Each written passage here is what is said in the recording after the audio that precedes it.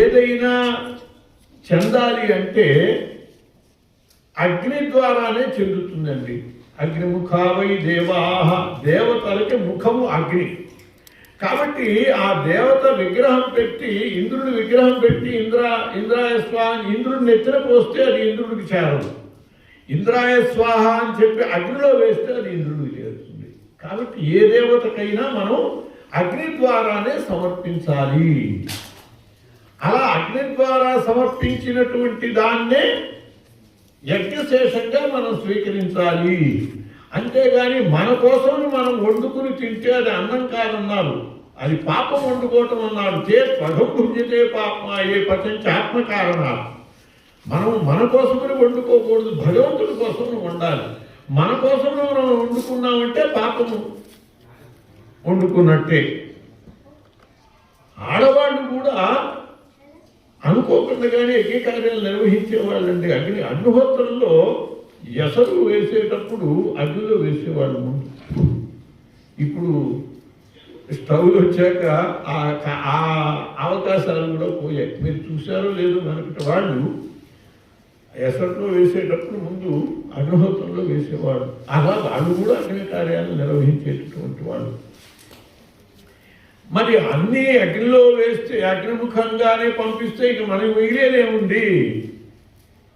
యజ్ఞశిష్టాశిరస్సంతో ముచ్యంతే సర్వకిల్బిషై. యజ్ఞశిష్టం కనుక మనం అంటే యజ్ఞం చేయంగా మిగిలిన దాన్ని మనం కనుక స్వీకరిస్తే సమస్త పాపాల నుంచి బయటపడతాము. మరి యజ్ఞంలో వేశాక ఇంకా మనం మిగిలేది ఏముంది? బూడిదే కదా అని అనిపిస్తుంది మనకి.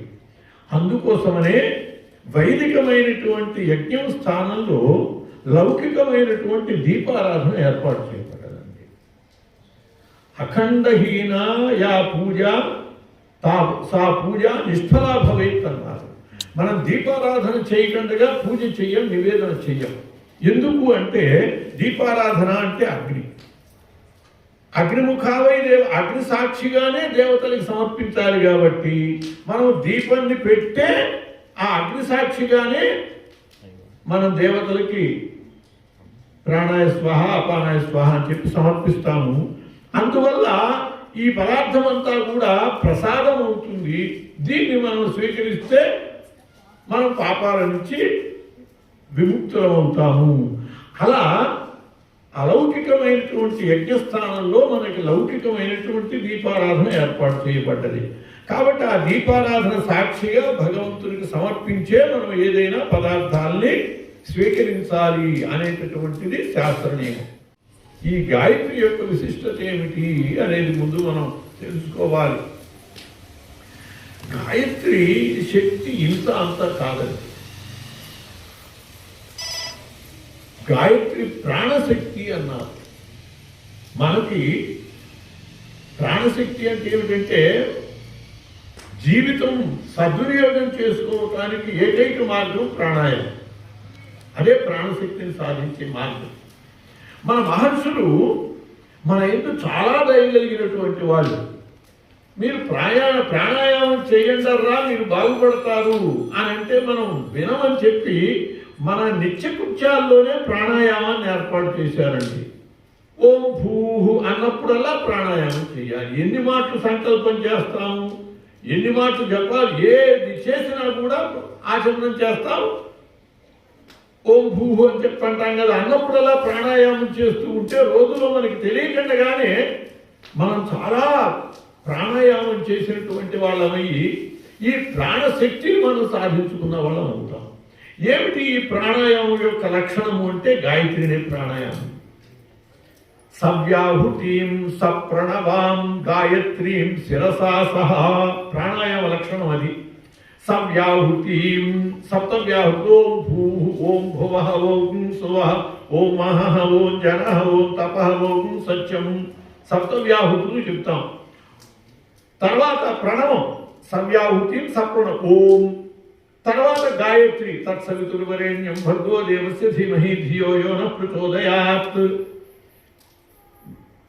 సవ్యాహుతిం సప్రణవాం గాయత్రీం శిరసా సహ. తర్వాత ఏం చెప్తాం? ఓమాపో జ్యోతిరసోమృతం బ్రహ్మభూర్భువస్సువరం. ఇది గాయత్రి శీర్షం. ఇది మొత్తం కలిసి ప్రాణాయామం అండి. కాబట్టి ప్రాణాయామంలో కూడా కీలకమైనటువంటి అంశము గాయత్రి ప్రాణశక్తిని ఇస్తుంది. ఏమిటి ఈ ప్రాణాయామం యొక్క ప్రయోజనము అని అంటే సాధారణమైన ప్రయోజనం చెబుతాను. మనము చనిపోవటం అంటే ఏమి లేదండి, స్థూల శరీరాన్ని సూక్ష్మ శరీరం వదిలిపెట్టేసేయటమే. ఈ సూక్ష్మ శరీరం లేచిపోతుంది, స్థూల శరీరాన్ని వదిలి, అదే ప్రాణం పోవడం. అది ప్రాణం పోవటం అంటే ఈ స్థూల శరీరం పంచభౌతికం కాబట్టి పంచభూతాల్లో కలిసిపోతుంది. ఆ సూక్ష్మ శరీరం శాశ్వతమైనటువంటి, శాశ్వతం అంటే ముక్తి పొందేదాకా ఉండేది, ఎన్ని జన్మలైనా మనకి మన వెంట వచ్చేది ఆ సూక్ష్మ శరీరమే. ఆ సూక్ష్మ శరీరము స్థూల శరీరం నుంచి వెళ్ళిపోయేటప్పుడు భయంకరంగా కొన్ని వేల తేళ్లు మండ్రగబ్బలు కుట్టినంత బాధ కలుగుతుందండి. దాన్నే మరణ బాధ అంటారు. అంటే ఈ స్థూల శరీరానికి సూక్ష్మ శరీరము ఎలా అతుక్కుని ఉంటుందంటే ఒక అట్ట మీద ఫెవికాల్తో కాగితాన్ని అతికించామనుకోండి, దాన్ని తీయబోతే ఎట్లా వస్తుంది, అది చీలికలు వాలికలు చాలా గందరగోళంగా వస్తుంది, చూసారా ఆ పరిస్థితి. దానివల్ల ఆ అట్ట కాగితము ఎంత క్షోభపడ్డాయో మనం కనుక ఆలోచించగలిగితే మన శరీరం అంత క్షోభపడుతుంది. కొన్ని వేల తేళ్లు మండ్రగబ్బలు పీకిన, అదే మరణ బాధ అంటే. ఈ ప్రాణాయామం వల్ల స్థూల శరీరం నుంచి సూక్ష్మ శరీరం అనాయాసంగా వెళ్ళిపోతుందండి. తడి కాగితం మీద, తడి అట్ట మీద తడి కాగితం అతికించి దాన్ని తీసామనుకోండి, ఎట్లా వస్తుంది, తేలిగ్గా వచ్చేస్తుంది. అట్లా ఈ స్థూల శరీరం నుంచి సూక్ష్మ శరీరం వెళ్ళిపోతుంది, మనకి ఏ మరణ బాధ ఉండదు. దీనివల్ల ఇంకా కూడా అనేక రకాల ప్రయోజనాలు, అమృత సిద్ధి కూడా ఏర్పడుతుంది. ఈ ప్రాణాయామం వల్లనే మూలాధారం నుంచి కుండలిని ఉద్బుద్ధమై సహస్రార కమలం దాకా చేరి అమృత సిద్ధి ఏర్పడి ముక్తిని పొందటానికి కూడా అదే హేతు అవుతుంది ప్రాణాయామం. కాబట్టి ఈ ప్రాణాయామం యొక్క విశిష్టత ఇంత అంత అని చెప్పలేము. అటువంటి ప్రాణాయామం దేంతో ఉన్నది, గాయత్రితోనే ఉన్నది. కాబట్టి గాయత్రి ప్రాణశక్తి. అంతకు మించిన మనకు కావలసిన ప్రయోజనం ఏముందని చెప్పండి. కాళిదాసు ఓ మాట చెబుతాడు, రఘువంశజుల్ని గురించి చెబుతూ, శైశవేభ్యస్త విద్యానాం యవ్వనే విషయైషిణాం వార్ధకే మునిమూర్తీనాం యోగేన అంతే తనుచ్చయాం. ఆ రఘువంశం వాళ్ళు శైశవే అభ్యస్త విద్యానాం, చిన్నప్పుడల్లా విద్యల మీదే శ్రద్ధ పెట్టి నేర్చుకునేవాళ్ళు. యవ్వనే విషయేషినాం, హాయిగా యవ్వనంలో సుఖభోగాలు అనుభవించేవాళ్ళు. వార్ధకే మునిమూర్తీనాం, వార్ధక్యం రాగానే పిల్లలకి రాజ్యాన్ని అప్పచెప్పి అడవులకు వెళ్ళి మునివృత్తిని పాటించేవాళ్ళు. యోగేన అంతే తనుచ్చయాం, చివరికి శరీరం ఎట్లా వదిలేవాళ్ళుట అంటే యోగము ద్వారా వదిలేవాళ్ళు. అంటే మనం ఎలా వదులుతున్నాం, రోగము ద్వారా వదులుతున్నాం. ఇదే తేడా. మనం రోగంతో వదులుతున్నాం, వాడు యోగంతో వదిలేవాడు. అట్లా మనం కూడా రోగంతో కాకుండా యోగంతో వదలాలి అంటే దానికి మార్గం ఏమిటి, ప్రాణాయామం. ప్రాణాయామానికి జీవం ఏమిటి, గాయత్రి. గాయత్రి ప్రాణశక్తి. మరి ఎంత విశిష్టమైనదో గాయత్రి ఆలోచించండి. మనం ఓం భూ అనగానే ముక్కు పుచ్చుకోండి అంటారు తప్పితే మనకి ప్రాణాయామం నేర్పం. ప్రాణాయామం చేయాలండి, ఊరికే ముక్కు పుచ్చుకోవటం కాదు మనం చేస్తున్నది. చాలా తప్పులు చేస్తున్నాం. ఆ ప్రాణాయామాన్ని తెలుసుకోండి. పూరక కుంభక రేచకాల ద్వారా ఆ ప్రాణాయామాన్ని అభ్యాసం చేసి రోజు అనేక పర్యాయాలు మనకి తెలియకుండానే మనం చేస్తాం. ఓం భూ అన్నప్పుడల్లా దానివల్ల మనకి తెలియకుండానే ప్రాణాయామం మనకి కావలసినంత అనేక రకాల ప్రాణ శక్తులకి ఏర్పడతాయి. అలాగే గాయత్రి అండి అమృత సిద్ధి. ఇప్పుడు బ్రాహ్మణులని భూదేవులు అంటారు. భూదేవులు అంటే అర్థం ఏమిటి, ఈ భూమి మీద దేవతలు బ్రాహ్మణులు అని. దేవతలు ఏమి తినాలండి, దేవతల ఆహారం ఏమిటి, దేవతల ఆహారం అమృతం కదా. మరి మనం కూడా దేవతలను కావాలంటే బ్రాహ్మణుడు కూడా ఏం తినాలి, అమృతం తినాలి. అమృతం తింటేనే వీడు భూదేవుడు అనిపించుకుంటాడు కదా. మరి మనం అమృతం తింటున్నామా? తింటున్నాం, మనకి తెలియకుండా తింటున్నాం. మనం భోజనం చేసేటప్పుడు పరిశేచన చేసి ఓం భూర్భువస్సుః తత్సవితుర్వరేణ్యం భర్గో దేవస్య ధీమహి ధియో యో నః ప్రచోదయాత్ సత్యం సత్యేన పరిశుంచామి అని మనము పరిశేచన చేస్తున్నాం కదా. భోజనానికి పదార్థాన్ని దేంతో చేస్తున్నాం పరిశేచన? గాయత్రి మంత్రంతోనే. గాయత్రి మంత్రంతో పరిశేచనం చేయటం వల్ల దీనికి అమృతత్వ సిద్ధి ఏర్పడుతోందండి పదార్థానికి. వెంటనే మనం ఏం చేస్తున్నాం? చేతిలో నీళ్లు పోసుకుని అమృతమస్తు అంటున్నాము. అంటే ఏమిటన్నమాట? దీన్ని మంత్రపూతంగా అమృతం చేసుకుని లోపలికి పోసాం. ఏం పోసాం? అమృతం పోసాం. ఈ పదార్థాన్ని కూడా గాయత్రి మంత్రంతో అమృతీకరించాం. కాబట్టి ఈ అమృతాన్ని కూడా లోపలికి తోసాం. తర్వాత మళ్ళీ అన్నం తిన్నాక ఏం చేశాము? నీళ్లు తీసుకుని అమృత పిధానమసి అన్నామా? పిధానము అంటే కపటం.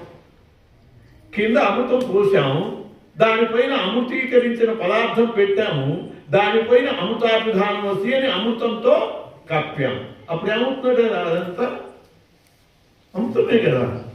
కాబట్టి మనం ఏం తిన్నట్టు? అమృతమే తిన్నట్టు.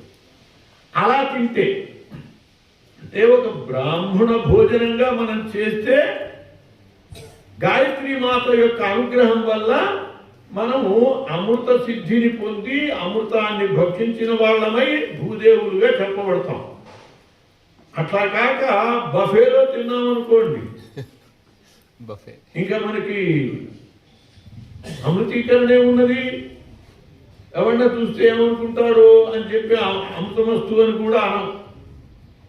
కనీసం పాకదక్షను కూడా వదిలిపెట్టాం కదా. చాలా ఘోరంగా చెప్పిందండి. అన్న దోషాలు 13 దోషాలు చెప్పింది. దాన్ని మనం కోల్పోతున్నాం.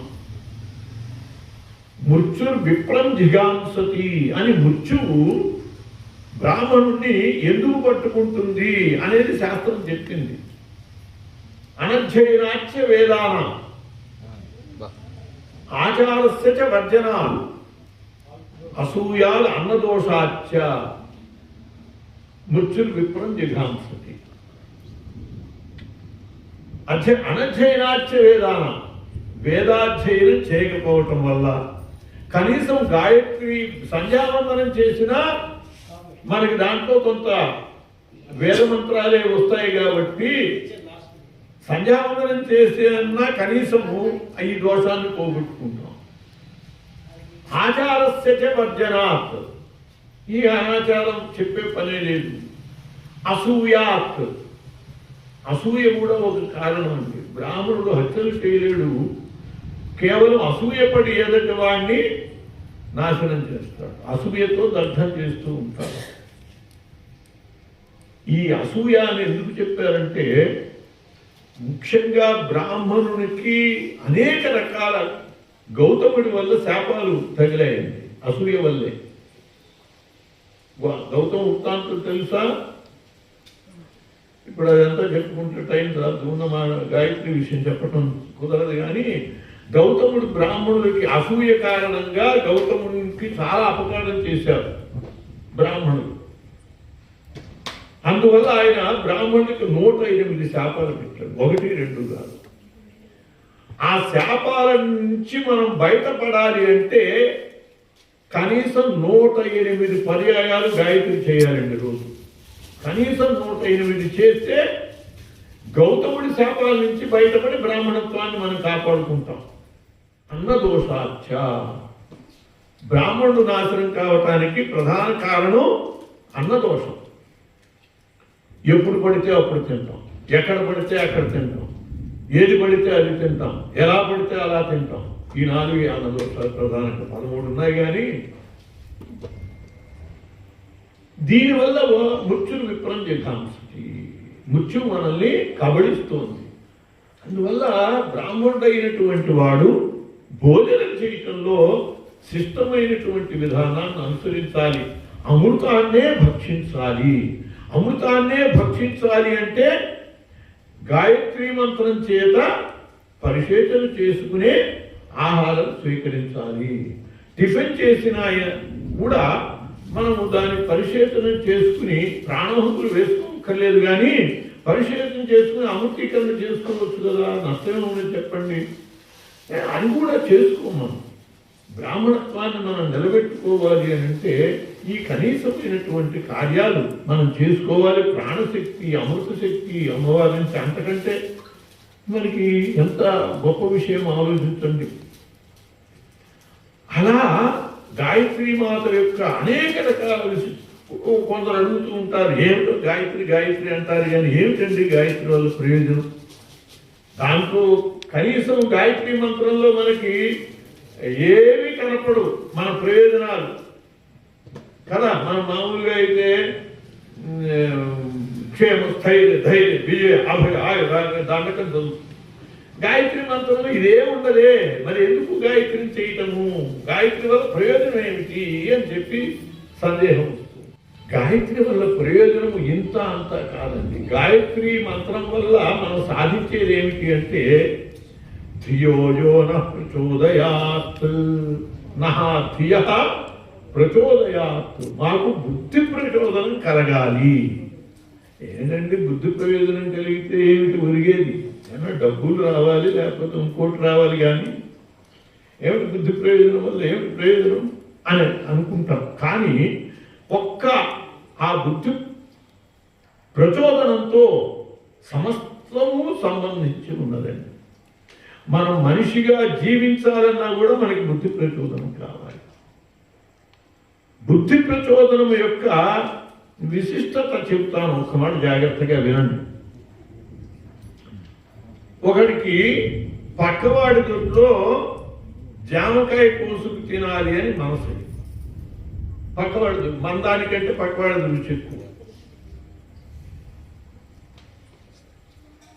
ఇష్టపడేది నోరు జిఫకి, చాపల్యము జిఫకి. దానికి అనిపించింది పక్కవాడి దొడ్లో బాగున్న జామకాయ తినాలని అనిపించింది, కానీ నోరు వెళ్ళి కోసుకోలేదు, అక్కడికి వెళ్ళలేదు. నోటికి ఆ శక్తి లేదు. ఏ అవయవం అయినా ఏం చేస్తుందంటే దానికి అధిపతి అయినటువంటి మనస్సుకి చెబుతుంది. ఇంద్రియాణి పరాణ్యాహు ఇంద్రియేభ్య పరం మనః. ఇంద్రియార్థాన్ని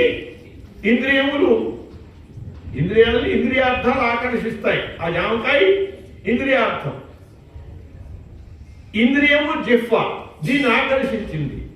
ఈ జిహ్వ దాన్ని పొందలేదు కాబట్టి అదేం చేస్తుందంటే దేనికైనా సరే మనస్సు దానికి చెబుతుంది, ఓ మనస్సు మనస్సు నాకు పరాయివాడు జామకాయ తినాలనున్నది, పరాయివాడు దొడ్లో జామకాయ తినాలి. వెంటనే మనస్సు ఏం చేస్తుంది?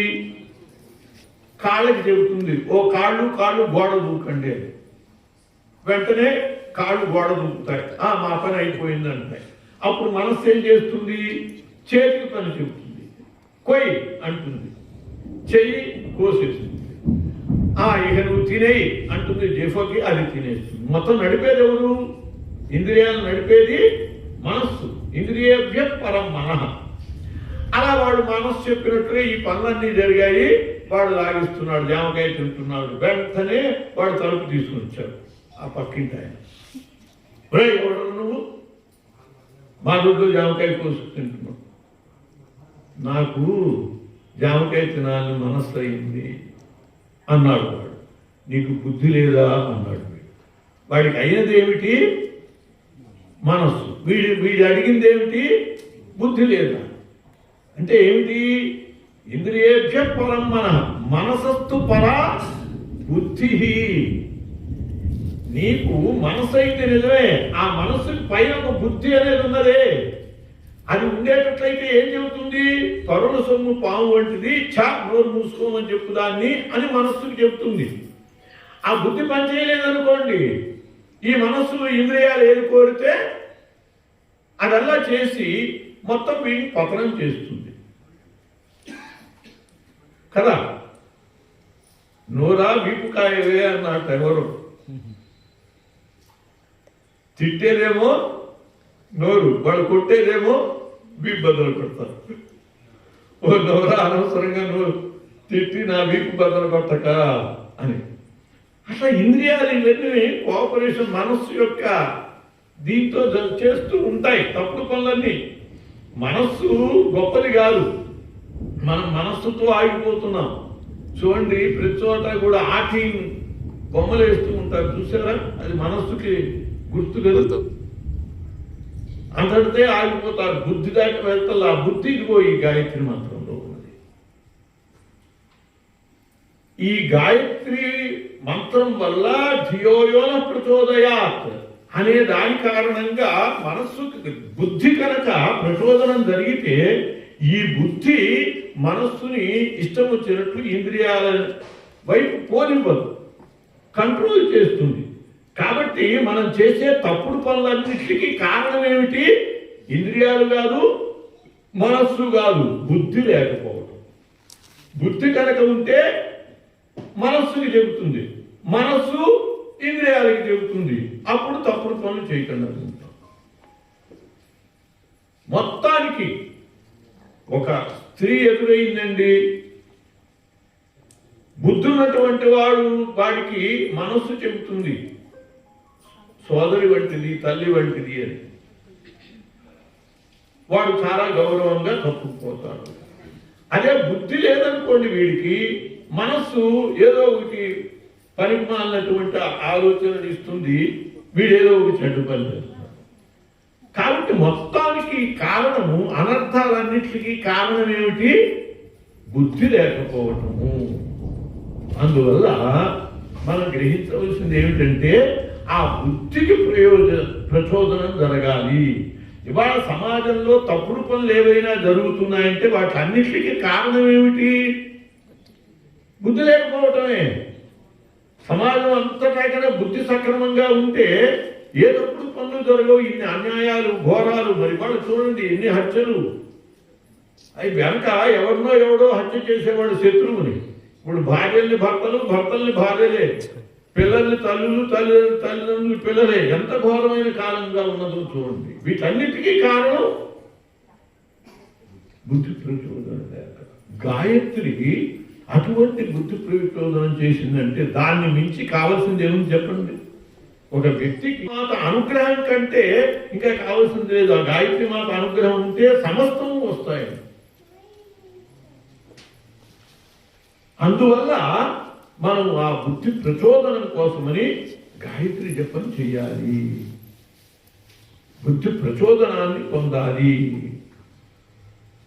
లోకమంతా మన మాట ఎక్కడ వింటుందండి అని మనం అనుకోవచ్చు.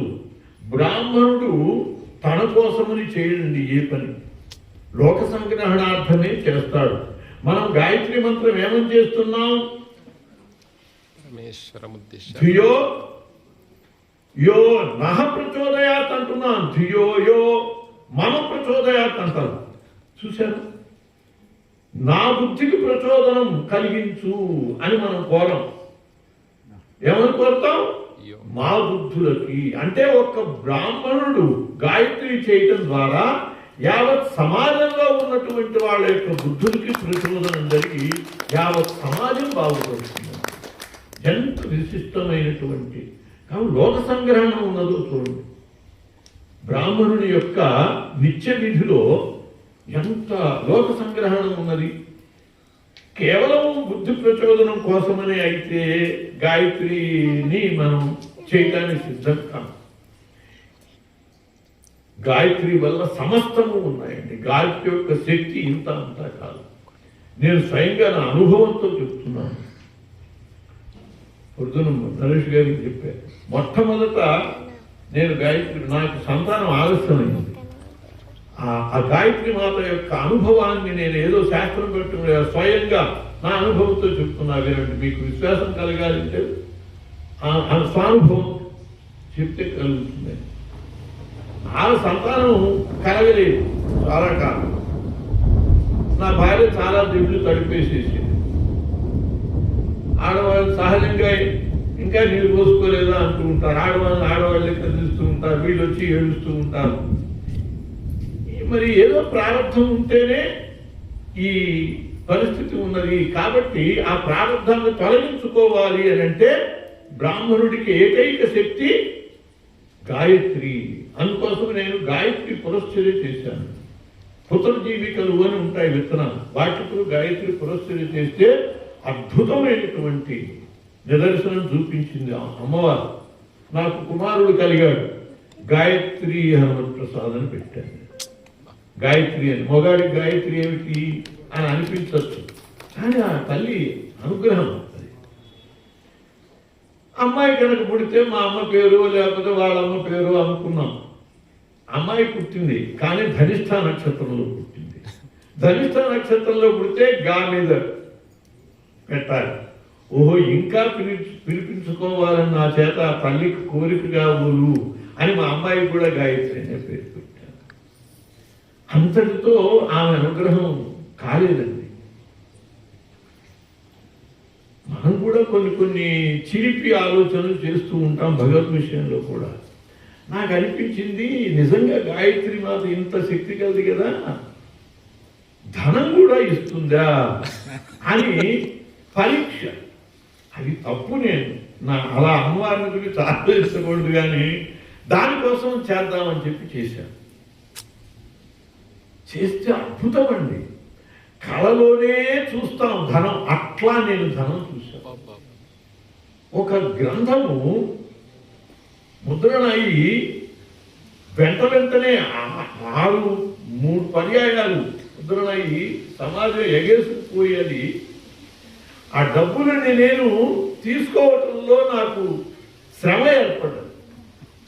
అప్పుడు 10,000 ఉండే మొత్తం వాటి ఆ జేబులు ఈ జేబులు అన్ని జేబుల్లో కుక్కున్న డబ్బులు అట్లా వచ్చే కళ్ళలో మాత్రమే చూడగలంటే ఆ తల్లి యొక్క అనుగ్రహం ఎట్లా ఉంటుంది అని చూశాను. చాలు తల్లి, నీ దయ ఎలా ఉంటుంది అని నేను చూశాను. ఇది నేను అనుభవించడానికి కోసమని కాదు అని చెప్పి ఈ మొత్తం మూట కట్టి నెల్లూరులో జయభారత్ హాస్పిటల్ అని కడుతుంటే సంగమేశ్వర శాస్త్రి గారు అని ఆయన ఆధ్వర్యంలో జరిగేది. మొత్తం మూట తీసుకువెళ్ళి ఆ సంగమేశ్వర శాస్త్రి గారు. ఆ తల్లి యొక్క దయ ఎట్లా ఉంటుంది అంటే, మీరు ఏదో ఊరికే బుద్ధి ప్రచోదనం కోసం చేస్తానులే అని అనుకుంటారేమో, ఏది కావాలంటే అది ఇస్తుందండి అమ్మవారు. అంత దయ. అంతే అనుకున్నా నేను. ఒంగోలు హనుమ నవావతార క్షేత్రం నిర్మాణం చేస్తుంటే కంచి స్వాముల వారు ఆర్డరించి చేయించినటువంటి గాయత్రి మాత విగ్రహాన్ని శాస్త్రి గారు మీరు ప్రతిష్ఠించుకుంటామంటే మీకు ఇస్తామన్నా. చూడండి, తల్లి వస్తానంటూ ఉంటే నేనేవండి కాదంటానికి తెచ్చుకుని గాయత్రి అమ్మవారి ప్రతిష్ఠ కూడా చేశారు. ఎన్ని చేయించుకున్నదో నా చేత ఆమె దయ ఉంటే. అదిగో ఇప్పుడు ఆ గాయత్రి అమ్మవారి ఫోటో ఇట్లా ప్రదర్శనలో పెట్టారు చూడండి. మనకి కంప్యూటర్లో ఉన్న గాయత్రి మాత చిత్రం అంతా కూడా తప్పండి. మీరు ఒక మాట ఆ ముక్తా విగ్రహం తయారు చేయటం జరిగింది. తయారు చేసి ప్రచారంలోకి తీసుకొచ్చాము. ఇప్పుడు అది పూర్తిగా ముక్తా విగ్రహేమనేధవచ్ఛాయి అనేటటువంటి విధానంలో ఉన్నదండి. దీన్నే అనుసరించాలి ఎవరైనా బ్రాహ్మణులు. ఈ గాయత్రి మూర్తినే చూడాలి. మిగతా కంప్యూటర్లో ఉన్న దాంట్లో ఆనందం ఇవ్వడం ఉండదు. అలా నేను వేదమాత గాయత్రి అని ఒక పుస్తకం రాసి అలా కూడా ఆమె సేవ చేసే భాగ్యం కలిగింది. ఒక రకంగా కాదు, ఆమెకి దయ కలిగితే నేనే చేస్తున్నాను. అందువల్ల నేను నా ప్రత్యక్ష అనుభవంతో మీకు చెప్తున్నాను. ఆ గాయత్రి మాత యొక్క అనుగ్రహాన్ని బ్రాహ్మణుడికి అది చాలండి, దాన్ని మించినటువంటిది లేదు. ఇవే కాదు, శస్త్రాస్త్రాలు విశ్వామిత్రుడికి వశిష్ఠుడికి చాలా ఘోరమైనటువంటి తగాదా ఉండేది. వశిష్ఠుడికి 100 మంది సంతానం ఉండేవాళ్ళు, వాళ్ళందరినీ సంహరించాడు విశ్వామిత్రుడు. ఆ పరిస్థితుల్లో వాళ్ళిద్దరికీ చాలా విరోధం ఏర్పడి వశిష్ఠుడిని ఏమీ చేయలేక గొప్ప అస్త్రశస్త్ర సాధన చేసుకుని వచ్చి వశిష్ఠుడి మీద ప్రయోగం చేశాడండి. వశిష్ఠుడి మీద ప్రయోగం చేస్తే వశిష్ఠుడు గాయత్రి అద్భుత గాయత్రి శక్తి కలిగినటువంటి వాడు. ఆ గాయత్రి శక్తితో ఆ దండాన్ని అక్కడ పెట్టాడంతే. ఆయన ప్రయోగించిన ఎన్ని అస్త్రాలు శస్త్రాలు కూడా వచ్చి ఆ దండం దగ్గరికి రావటం, పడిపోవటం. ఈ రకమైన పరిస్థితి చూసి ఇంత కష్టపడి నేను సాధించినటువంటి అస్త్రశస్త్రాలన్నీ నాశనమైపోయాయి. దిక్ దిక్ క్షత్రియ బలం. ఎందుకు ఈ క్షత్రియ బలం? బ్రహ్మబలమేవ బలం, బ్రాహ్మణ బలమే బలము, గాయత్రి బలమే బలము అని చెప్పి దానికోసమని నలుదిక్కులా తపస్సు చేసి చివరికి ఆ విశ్వామిత్రుడు బ్రహ్మ ఋషి అయ్యి గాయత్రీ ఛంద విశ్వామిత్ర ఋషి, గాయత్రికి ఋషిత్వాన్ని కూడా పొందాడు ఆ విశ్వామిత్రుడు. గాయత్రి మంత్రానికి విశ్వామిత్రుడు ఋషి అండి. విశ్వామిత్రుడు బ్రాహ్మణుడు కాదు, క్షత్రియుడు. బ్రాహ్మణత్వాన్ని సాధించుకున్నాడు తపస్సు చేత, బ్రహ్మర్షి అనిపించుకున్నాడు. అటువంటి ఆ గాయత్రి యొక్క శక్తి ఇంత అంతా కాదు. అవే కాదండి, ఈ అశ్వత్థామ ఉత్తర గర్భంలోకి బ్రహ్మశిరోనామకాశ్రమమును ప్రయోగించాడు. తెలుసా? నిష్పాండవం చేస్తామని దుర్యోధనుడికి తృప్తి కలిగించడం కోసమని ఆ బ్రహ్మశిరోనామకాస్త్రం ప్రయోగించాడు. వాడికి ప్రయోగం తెలిస్తే పురుషభావంతే. ఆ బ్రహ్మశిరోనామకాస్త్రము గాయత్రి మంత్రంతోనే జరుగుతుంది. అంటే గాయత్రి మంత్రం పెద్ద ఆయుధాగారం కూడా. బ్రహ్మాస్త్రం గాయత్రి మంత్రంతో, బ్రహ్మ అంటే వేరు, గాయత్రి వేదానికి మూలం. గాయత్రిని వేదమాత అంటాం, వేదమాత గాయత్రి అంటాం. తెలుసండి, వేదాలు గాయత్రి నుంచే పుట్టాయి. మొట్టమొదటి సృష్టిలో వచ్చినటువంటిది ప్రణవం, ఓంకారమే మొట్టమొదటి సృష్టి. ఓంకారశ్చాధ శబ్దశ్చ ద్వావేదో బ్రహ్మణం పురా కంఠం భిత్వా వినిర్యాతం తస్మాన్ మాంగళికాభో. బ్రహ్మదేవుడి కంఠం నుంచి మొట్టమొదట వచ్చినది ఓంకారం. సృష్టి అనేటటువంటిది సూక్ష్మము నుంచి స్థూలానికి వెళ్ళిందండి, స్థూలము నుంచి సూక్ష్మానికి రాదు సృష్టి. మొట్టమొదట పంచభూతాలలో పృథివ్య తేజో వాయురాకాశాలలో సూక్ష్మ ప్రకృతి ఏమిటి?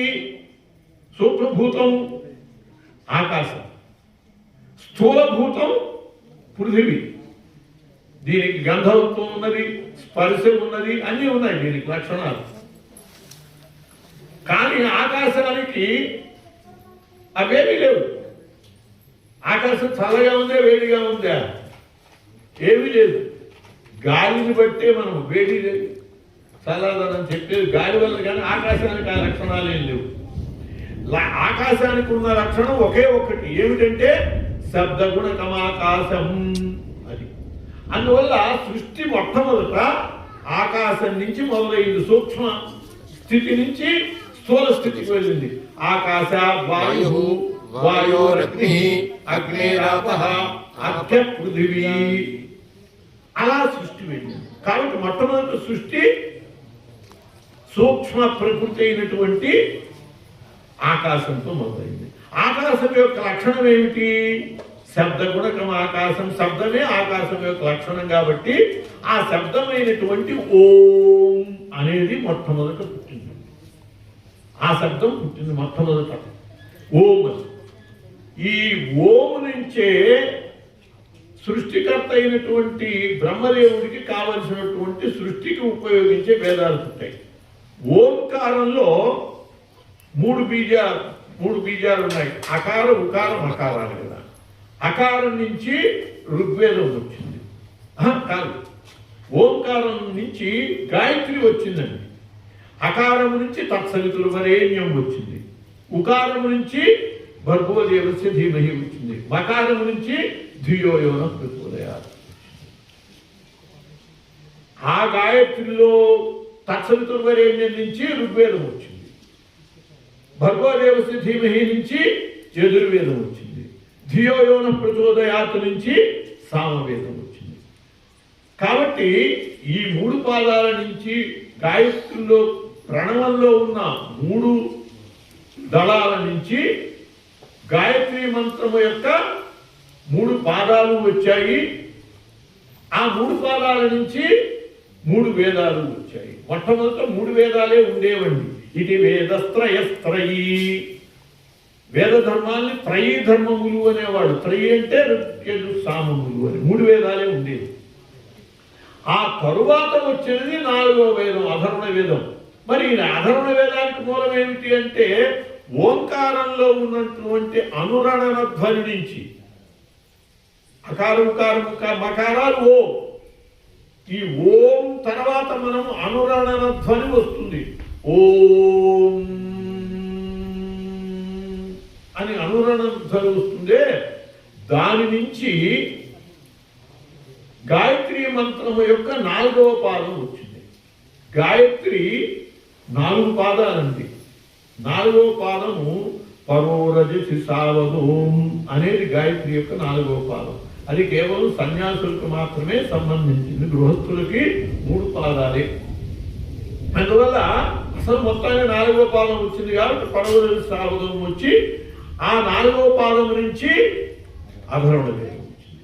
ఆ విధంగా వేదాలు మొత్తం దేని నుంచి వచ్చాయి? గాయత్రి యొక్క 4 పాదాల నుంచి 4 వేదాలు వచ్చాయి. కాబట్టి గాయత్రి వేదాలకి మాత, వేదాల నుంచి పుట్టాయి కదా, వేదాలు గాయత్రి నుంచే పుట్టాయి కాబట్టి వేద మాత అయింది. సమస్త ధర్మాలకి వేద మూలమైతే అటువంటి వేదాలకి గాయత్రి మూలము అంటే ఆ గాయత్రి యొక్క శక్తి ఎటువంటిది? త్రిపద గాయత్రి మనం చేస్తాం, అది అపూర్ణ గాయత్రి అంటారు. గాయత్రిలో చాలా భేదాలు ఉన్నాయి. త్రిపద గాయత్రి, అపూర్ణ గాయత్రి, చతుష్పద గాయత్రి, పూర్ణ గాయత్రి. శ్వాస మీద ధ్యాస అంటూ ఉంటారు చూసారా, ఆ శ్వాస మీద మనం చేసేటటువంటి దాన్ని అజప గాయత్రి అంటారు. ఇలా గాయత్రిలో కూడా భేదాలు ఉన్నాయి. అట్లా ఈ గాయత్రి అమృత సిద్ధి, అట్లాగే ప్రాణసిద్ధి, వేదాల్ని, వేద మంత్రాన్ని, గాయత్రి మంత్రాన్ని మించినది మరొకటి లేదండి. ఈ వేదాలకు పుట్టుక వేదమాత అవటమే కాదు, నా గాయత్ర్యా పరో మంత్ర. నరేష్ శర్మ గారు కరపత్రంలో ఇచ్చారు ఆ వాక్యం, చాలా ముఖ్యమైనది. నా గాయత్ర్యా పరో మంత్ర, గాయత్రిని మించినటువంటి మంత్రము లేదు. సప్తకోటి మహామంత్రా చిత్త విభ్రమకారక, 7 కోట్ల మంత్రాలు ఉన్నాయండి. కానీ వీటన్నిటిని మించినది గాయత్ర్యా, నా గాయత్ర్యా పరో మంత్ర, గాయత్రిని మించినటువంటి మంత్రము లేదు.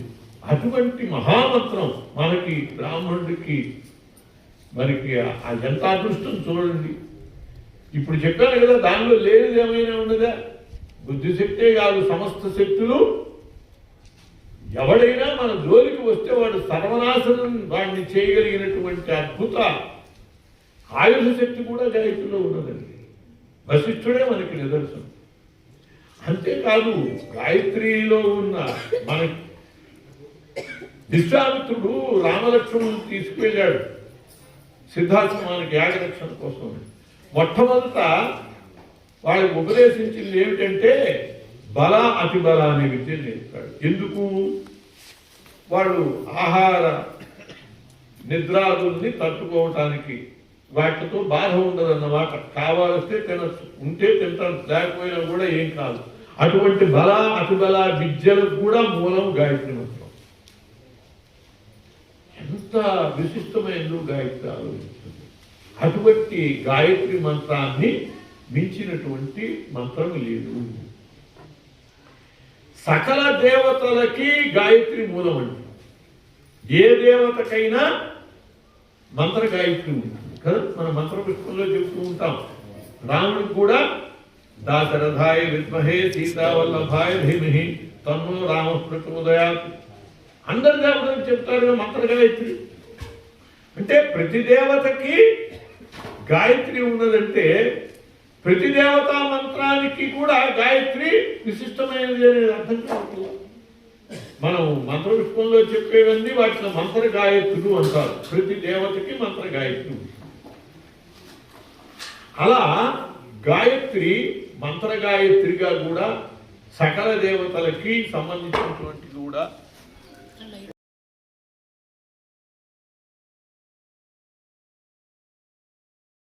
కళ్యాణకారకాహ అని శాస్త్రం చెప్పిందండి. యజ్ఞములు కళ్యాణకారకములు, లోక కళ్యాణార్థం జరిగేటటువంటివి. సంకల్పం కూడా పొద్దున అలా చేసి లోకశ్రేయస్సు కోసమనండి. ఇది ఎవరి ప్రయోజనం కోసమని కాదు, వాళ్ళ ప్రయోజనం కోసం వాళ్ళు కాదు సంకల్పించింది, లోకశ్రేయస్సు కోసమని. అటువంటి యజ్ఞాన్ని గురించి భగవద్గీతలో కృష్ణ పరమాత్మ ఒక మాట చెప్తాడు. సహయజ్ఞ ప్రజా సృష్ట్వా పురోవాచ ప్రజాపతి. బ్రహ్మదేవుడు మనుషుల్ని సృష్టిస్తూ మనుషులతో పాటు యజ్ఞాలు కూడా సృష్టించి దేవాన్ భావయతానేన తే దేవా భావయంతు పరస్పరం భావయంత శ్రేయపరం వాక్యత అని చెప్పి బ్రహ్మదేవుడు చెప్పాడు. అంటే ఏమిటంటే, ఓ మనుషులారా, నేను యజ్ఞాల్ని మిమ్మల్ని సృష్టి చేశాను. మీరు ఈ యజ్ఞాల ద్వారా దేవతల్ని తృప్తిపరచండి. ఆ దేవతలు మీకు కావలసినటువంటి వర్షాధికం ఇచ్చి మీకు కావలసినటువంటి కోరికలు తీరుస్తూ మిమ్మల్ని తృప్తిపరుస్తారు. అట్లా పరస్పరం భావయంత శ్రేయస్పరం వాక్షధ. పరస్పరము ఒకళ్ళకొకళ్ళు సహకరించుకుంటూ శ్రేయస్సు పొందండి అని బ్రహ్మదేవుడు చెప్పాడు. కాబట్టి చాలా ముఖ్యం ఏంటంటే మనకి యజ్ఞములు నిర్వహించటం.